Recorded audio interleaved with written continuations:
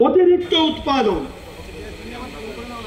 শুধু এখানে নয়, আমাদের আলু উৎপাদক দেশ রাজ্য উত্তরপ্রদেশ, পাঞ্জাব, সেখানে অতিরিক্ত আলু উৎপাদন হয়েছে। এবং জেনে রাখবেন, পশ্চিমবঙ্গ এবারে রেকর্ড পরিমাণ আলু উৎপাদন হয়েছে। আমাদের যা চাহিদা তার থেকে অনেক বেশি।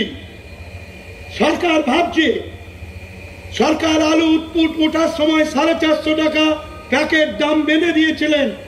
সমস্ত বিশেষজ্ঞ কমিটির সাথে আলোচনা করে প্রদীপ বাবু নিজেও ছিলেন, আলুর দামটা পেয়েছিল। আসল বিজেপি পশ্চিমবঙ্গের ভালো চায় না, তাই আলু নিয়ে রাজনীতি করবার চেষ্টা করেছিল। গত বছর থেকে পশ্চিমবঙ্গের আলুর দামকে বাড়িয়ে দিয়ে অন্য রাজ্যগুলোকে আলু চোরা পথে নিয়ে যাওয়ার চেষ্টা করেছিল। আজকে জেনে রাখবেন, যদি মমতা বন্দ্যোপাধ্যায় বর্ডার সেই সময় সঠিক সিদ্ধান্ত না নিতেন, পশ্চিমবঙ্গের মানুষকে 45 টাকা কেজি দরে আলু খেতে হতো। আজকে জেনে রাখবেন, আজকে সেই জায়গায় লক্ষ্য একদিকে কৃষকরা যাতে পয়সা পায়, আবার যেহেতু বেশি উৎপাদন হয়, রাজ্যের মানুষকেও আমাদের সঠিক মূল্যে আলু খাওয়াতে হবে। দুটো জিনিস আমাদের দেখতে হবে।